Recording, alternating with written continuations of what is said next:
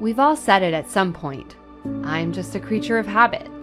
And sure, there's a lot to say for consistency and routine. But what about that other aphorism? The only constant in life is change. Maybe we're creatures of change too. In this podcast, we'll explore change from a variety of perspectives. Stories of people who've made huge changes in the trajectory of their lives, others who've made small but lasting and impactful changes in their day-to-day lives.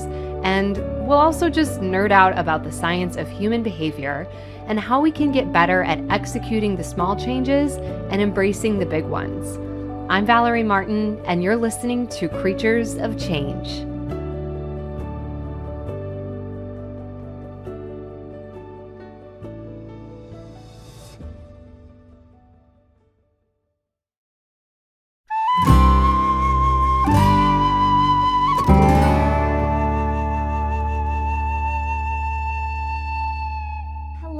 And welcome to Creatures of Change. I'm Valerie. I'm super excited to have you here.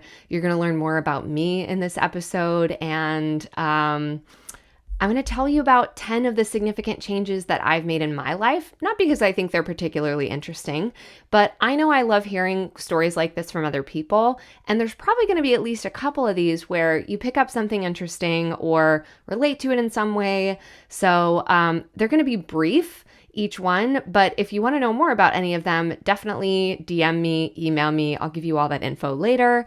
By the way, many of you may be listening to this on a podcast app. Some of you may be watching this on YouTube and may be wondering, wow, this chick did not really put much time into her video setup. So here's the little backstory on that. I've been podcasting in different capacities for almost 8 years now. I've never really done some of the things that are like, if you really want your podcast to be successful, do this. I'm just like, I like talking into a mic and sharing it with whoever wants to listen.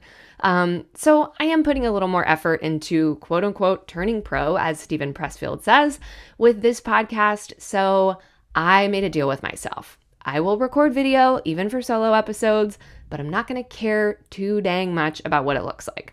So literally I'm sitting here in my sports bra right after jumping off a live Peloton ride. Cat's wandering around. Lighting is weird. It's fine. I'm a talking head. You don't care. I just want to be on YouTube reaching the people there. So if you are listening on audio, go and give us a follow. Hell, I don't even know where to tell you to follow. So I'll put that in the show notes because I haven't set it up yet. As you can tell, I am a very kind of off the cuff person. I really value bringing levity even into serious topics, and that doesn't mean that I don't take them seriously. I was rewriting my Instagram bio recently, and I'm like, therapist, yoga teacher, podcaster, blah, blah, blah, Ravenclaw, Enneagram 7, all the stuff I say everywhere, tree hugger, vegan for the animals. But I was like, no, I want to write something a little different. So I said, Glitter Bomb meets Nietzsche in human form. So that's me. And you'll learn a little bit more about me through the changes that I share in this episode. I am married, celebrating my 8th wedding anniversary with a trip to Atlanta this weekend. 3 fur baby kitties that are our children of choice. And I think we'll just start there. Oh, I do have a private practice called the Gaia Center. You've probably heard more about that in the recorded intro. But all those links will be in the show notes if you want to find any of that stuff. So future episodes, there will be some solo, but most of them will be interviews with people, some of them who have made significant life changes in trajectory, some of them who have made small but really meaningful changes in lifestyle or habit kind of stuff. Also with experts who have studied change in different capacities, and people who are wanting to make a change and want to have some live coaching with me on the podcast. So I'm really excited about all of those formats. I can't wait to see what comes. I've already done one interview and I have several more scheduled. If you think that you might be a great guest for one of those buckets, or you know someone who might be, you can email creaturesofchangepodcast@gmail.com or fill out the form at bit.ly/creaturesofchangeguest. all lowercase. Those links will be in the show notes. Send any recommendations my way or recommend yourself. Okay, so on to my 10 changes. Also a disclaimer, some of these might sound trivial or easy. Some of them may be changes that you would never want to make for yourself. That's totally fine. Everyone's unique with the changes that they experience, and that will all be different, but we can all learn from each other about the change process. So like I said earlier, I'm just going to touch briefly on each of these. If you want to hear more about any of those, send an email to the email I just mentioned that's in the show notes, or DM me, Val K. Martin, VALKAY Martin, and maybe I'll share more about it in a future episode. All right, in somewhat kind of chronological order, here are my 10 changes. When I was 6 or 7, my parents got divorced. And I always say that it's one of the best things that ever happened to me. Now, I was very fortunate in that my parents handled it really well. And when I think about what are all the variables that may have contributed to that, I mean, I'd probably have to interview them too. But I just really am incredibly grateful for the fact that they were so mature in the process. And I'm not saying it was easy for them. I'm certain that it was hard for them, and each of them in different ways. But they're both really thriving now and have been for a long time. Of course, they've had their own challenges, but I always say, like, I know for sure my mom would not have grown into the woman she's become, who is the person I admire pretty much the most in the world, and really look up to. So I think that was a really positive change. One of the things that was kind of unique about how they did that was, and I'm sure there's a name for this, but I don't know what it is. For the first, I don't know how long, maybe a year, I've got reminders going off. Sorry about that.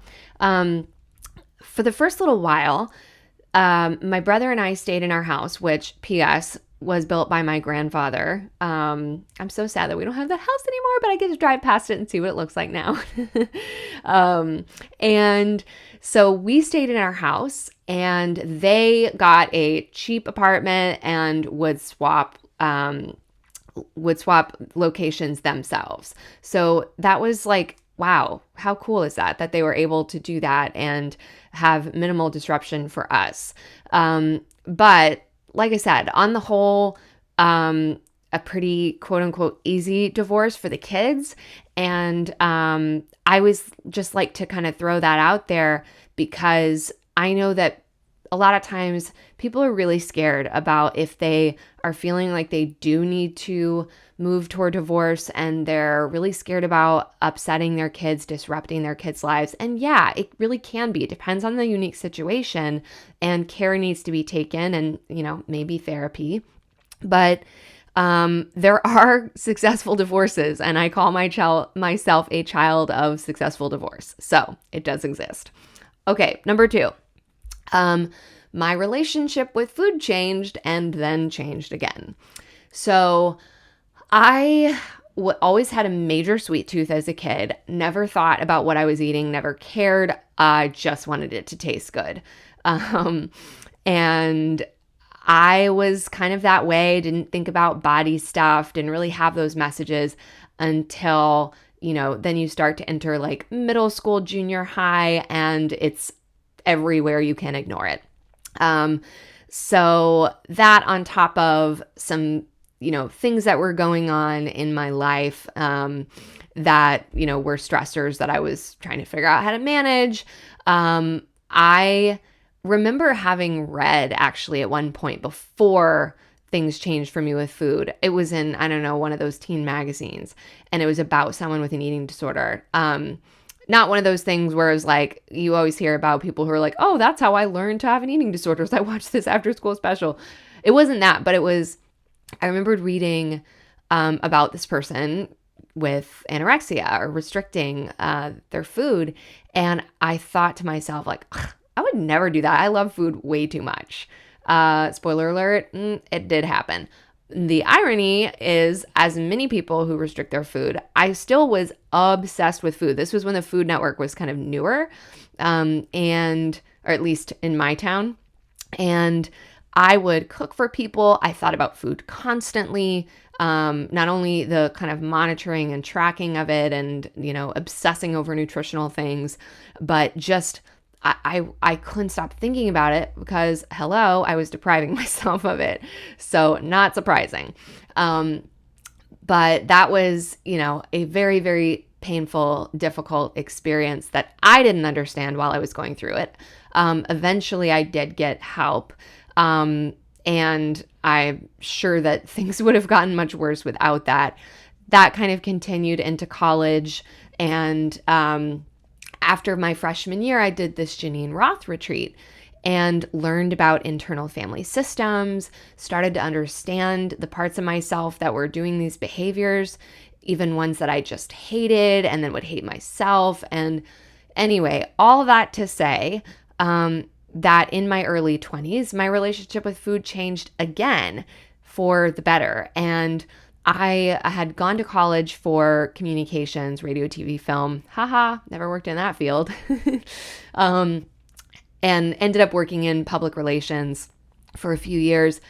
And during that time, I was, in that kind of early post-recovery, like out of the woods. I mean, and you're never fully out of the woods. You always got to be mindful.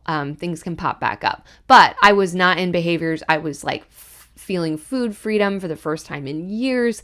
And I was on fire against diet culture and just seeing everywhere how many people were struggling in their relationships with food. So I enjoyed my marketing job, mostly the people. But I knew that there was something more that I wanted to do with this thing that I had found and wanting more people to have that.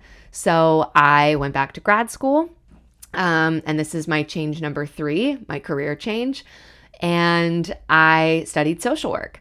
I couldn't decide, as some of you may know, that if you want to do counseling, therapy, etc., there's like 5 different degrees that you can get. It's wild.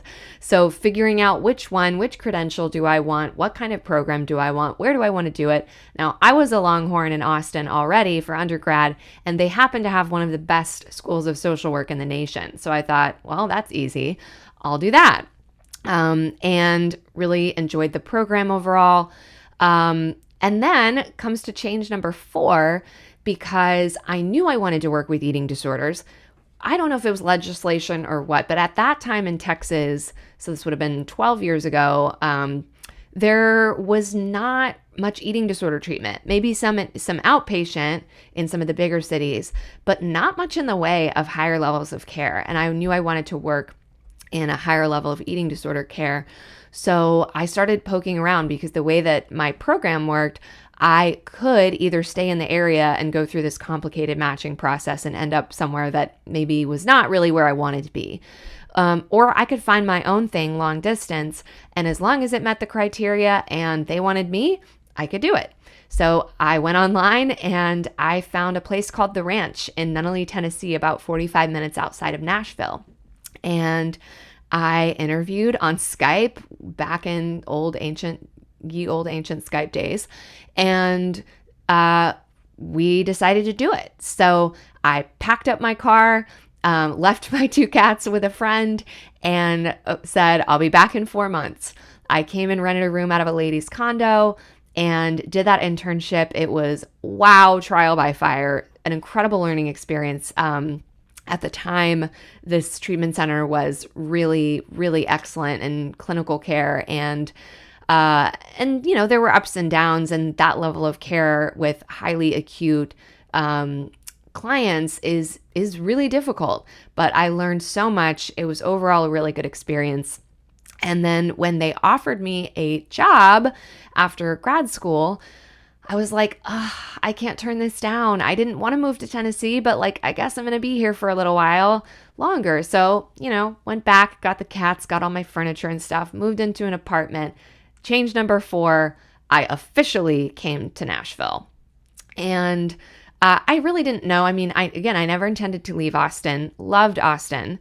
And all my family and friends were within, most of them within a 2-hour drive of that in Texas. And so I was out here knowing nobody, not really making friends in my internship or in that job, like one or two. So it was lonely. But when I came back, when I was like, okay, I guess I'm going to actually move here, I got on those apps, y'all, in 2012, like the pre-Tinder, Hinge, all of that days. I was on OkCupid. And I met a bunch of guys that week. I was like lining up all these dates for when I was coming back to town after a month-long trip away and to graduate and all that jazz. But the fourth date that I went on when I came back, or fourth guy that I met, I was like, yep, okay, done. Let's do this. So I went from being single to dating quickly after moving here. And then a year and a half later, we got engaged. So my change number 5 is I got married. And it's interesting because there's all this stuff nowadays around the kind of consensual non-monogamy and ethical polyamory, all of that kind of stuff. It's fascinating. And, the institution of marriage is kind of bunk. It's originally rooted in patriarchal ownership and just, I don't know, there's a lot about it that I don't love. I love being married to my husband, and we have weathered some ups and downs. And as I said, 8 years married, 10 years together. I would not trade him for anything. And I'm a little suspicious of this institution of marriage. So not as much so as when, I was a starry-eyed mid-20s, like, let's do this.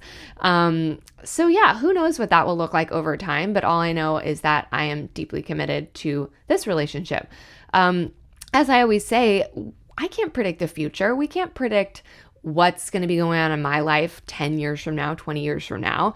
So I always think about the importance of, if I know that I have my own back and I'm not going to abandon myself, then I can deal with a lot. I can handle a lot of changes. I can handle the fact that I can jump off this cliff of saying, yes, I do, and not know what's going to happen 10 or 20 years down the line. As long as I know I have my own back and I'm on my own side. That to me is mature trust versus naive trust, where we think, well, in order to trust that this is a good idea, or to trust this person, I have to trust they're never going to hurt me. They're never going to cheat. It's always going to be perfectly fine, happily ever after. Like, no, we don't know that. Like, we can take the data that we have. We can make wise decisions with that data, but we can't predict the future. And so that steadiness comes from our own unshakable core. Okay, soapbox over. Change number 6. So I'm working out at this treatment center that's out in the middle of nowhere. I said 45 minutes outside of Nashville. That's to the very edge of West Nashville. At the point that I was engaged with my husband, well, no, I guess we had already moved by the point we were engaged. But there was a point for 6 months when we were dating where we lived on the far east side of Nashville in an area called Donaldson. My drive 5 days a week was about an hour and a half to 2 hours each way. Oh, I look back and go, how did I do all of those? How did I work in that setting for 5.5 years? How did I make that drive for that time? But the cool thing about it is, having a 65-mile each way commute, including through downtown traffic, that really makes other drives relative. So now we live kind of on the west edge of town, just outside the city line. I'm like, oh, it takes me 30 minutes to get downtown or to East Nashville. That's nothing. That's cake, right? So I kind of feel spoiled by the fact that I had that awful commute for a while. Anyway, out there in the middle of nowhere, our treatment center was situated on a 2,000-acre working cattle ranch. So we'd be driving from one building to the next. Some of the buildings were miles apart. And you'd sometimes have to stop your car and let a bunch of cattle pass through. There were other animals too, but mostly cattle. I have never felt super comfortable about eating meat. Like, even as a kid, I'd kind of get weird about like meat on the bone. Like, I never liked touching raw meat. And I kind of was only cool with it because A, I liked the taste of some of it, not all of it. And B, I liked, what was I going to say? the cognitive dissonance. I was able to just kind of compartmentalize it, right? Which is sort of the main thing that we do with that kind of stuff. Now, some people might be like, hey, I killed this animal myself. I know exactly what I'm doing. I skinned it. I did all this. I respect that, that you're not relying on that cognitive dissonance to make that okay. But I never felt great about it. And then I would just kind of shove that away. I would try to be vegetarian every now and then. And then I would always feel like I was white knuckling and I'd feel super self-deprived and all my friends would be eating all the things. And eventually I would cave again. Not to mention during the eating disorder time, for a period, yes, it was partially because I was uncomfortable eating it really, but also it was a convenient way to restrict. So that's one thing that then working in residential treatment, sometimes we'd have people come in like, I'm vegan. And we'd be like, oh yeah, that's convenient. Which now I feel horrible about because I know that there are people who legitimately, it doesn't feel alignment with their ethics and values to eat those things, including dairy and eggs. Once I learned about those industries later, at the time I thought, well, why would anyone be vegan? Like those things don't kill the animal. They don't harm the animal. So why would that matter?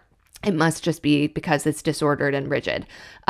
Came to find out later that's not the case. So we always want to check for that motivation, but there's a lot of validity to those concerns. As I learned when in 2016, one day I got a bee in my bonnet doing a loving compassion meditations. This is change number 6.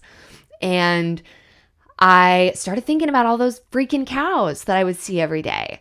And, that may all beings be happy and free.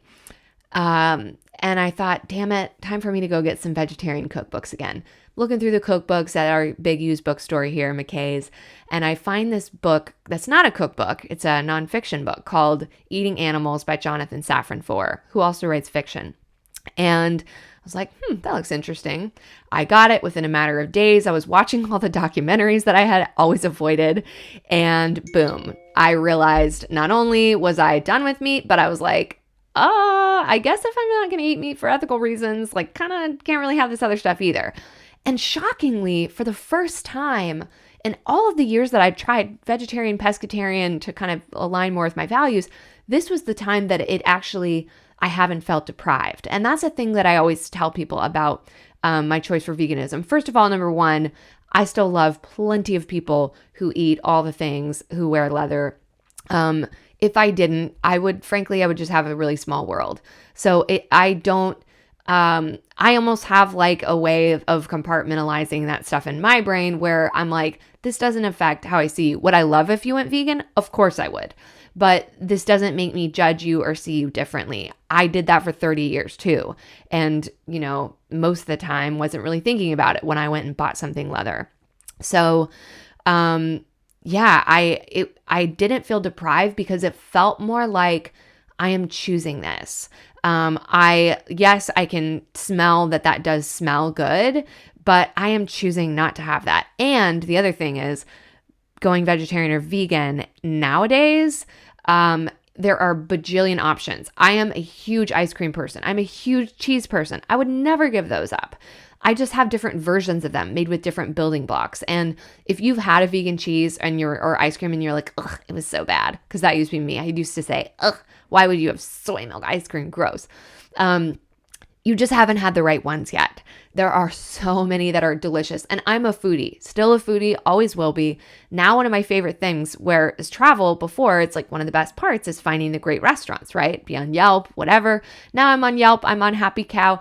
And that's still one of the best parts about travel. Whether we're in a big city and we have a ton of options, or we're in the freaking Scottish Highlands and we're still eating really well. So veganism, as change number 6, is something that I made the change. In some ways it was years in the making, as you've kind of heard.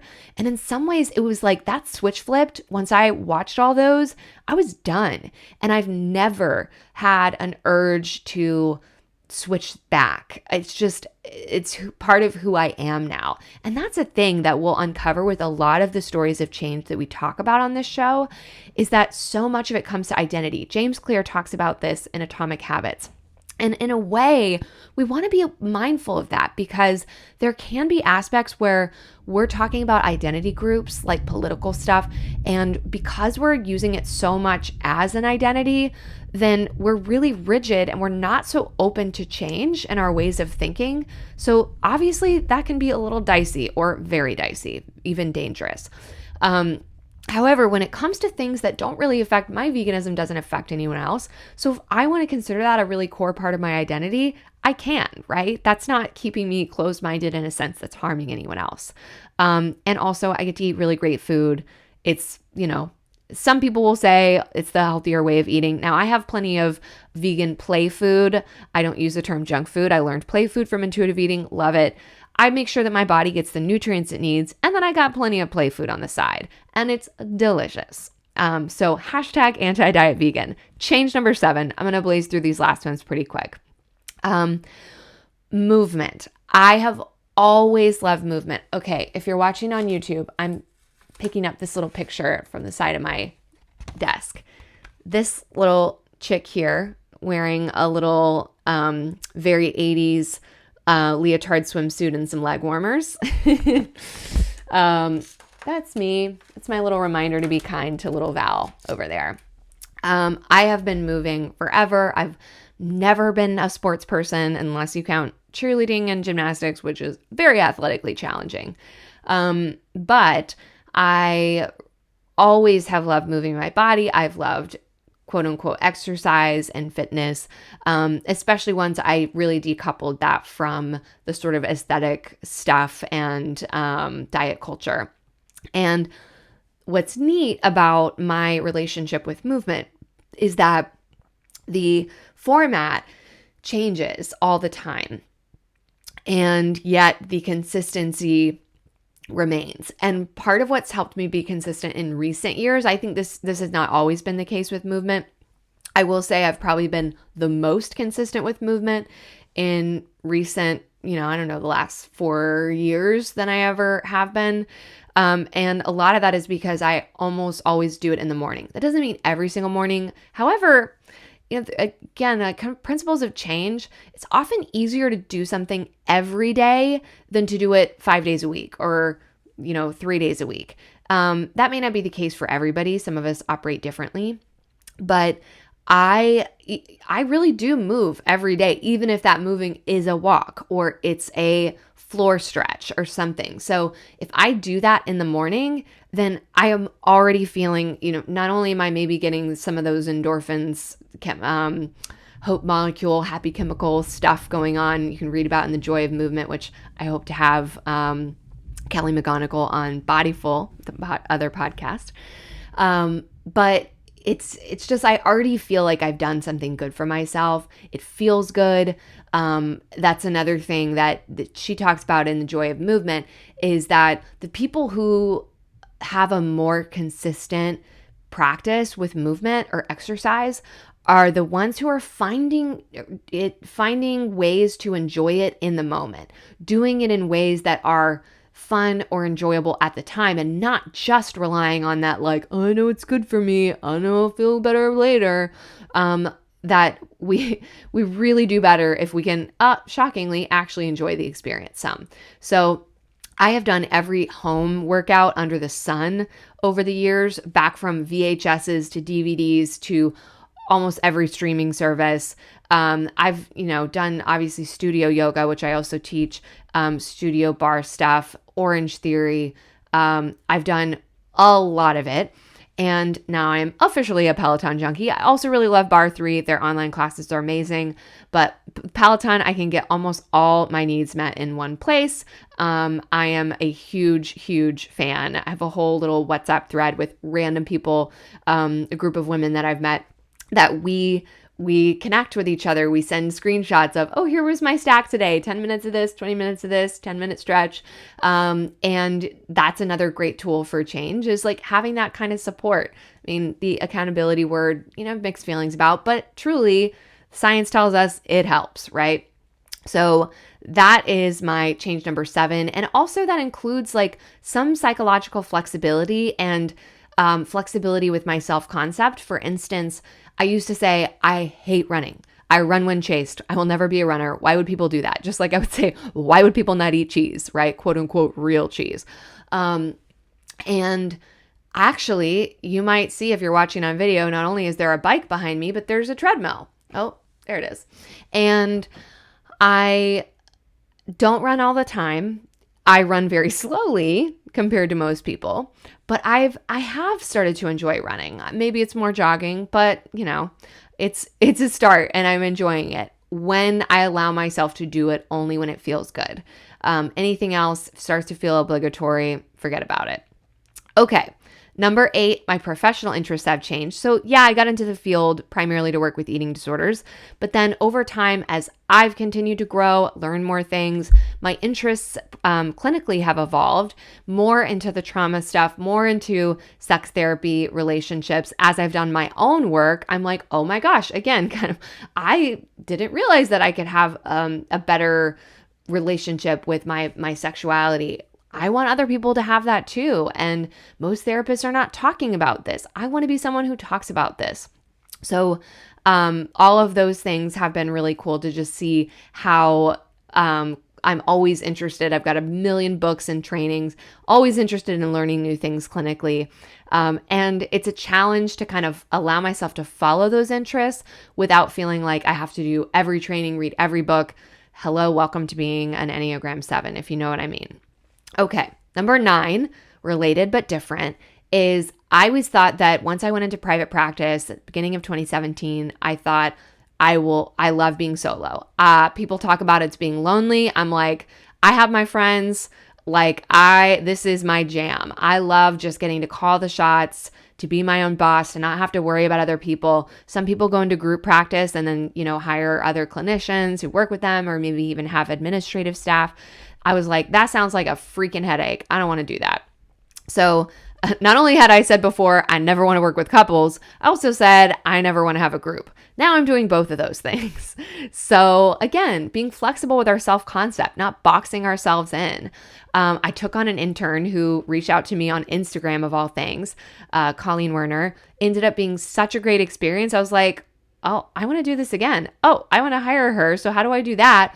And then went from one office in a shared suite with some other therapists to now having my own suite with the Gaia Center. And I'm loving it. It's challenging, yes.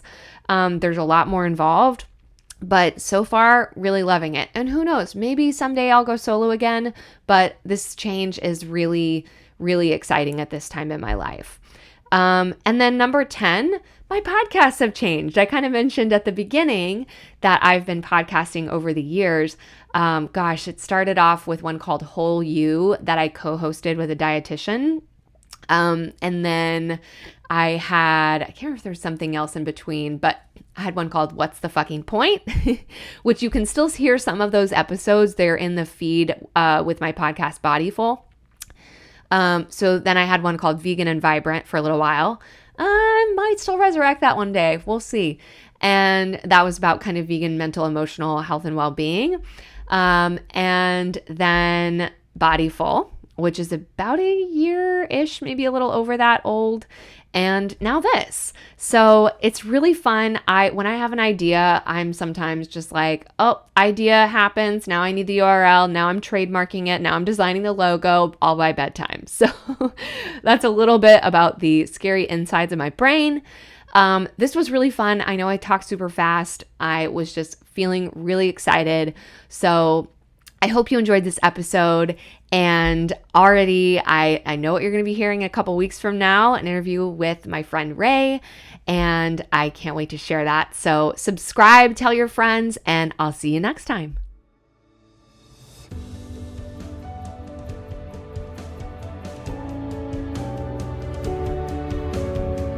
I hope you enjoyed this episode, and if you feel moved to share it with someone you think would love it, or maybe leave a review on Spotify or Apple Podcasts, I would be ridiculously appreciative. If you or someone you know has an interesting and inspiring story about change, please reach out and let me know. You can send any interview recommendations to creaturesofchangepodcast@gmail.com. For show notes for this and previous episodes, head over to GaiaCenter.co/. GaiaCenter.co/podcast. That's GAIAcenter.co/podcast, where you can also check out our sister podcast, Bodyful. You can connect with me on Instagram at Val K. Martin, that's K-A-Y spelled out, and at the Gaia Center, which is the name of my Nashville-based therapy practice. You can also sign up for the Gaia Center monthly newsletter at bit.ly/Gaia Center News, where we'll share about groups and events we're offering locally, along with tips and resources from our therapists that we hope will be valuable and relevant wherever you may be listening from. Thanks for being here, and we'll see you next time.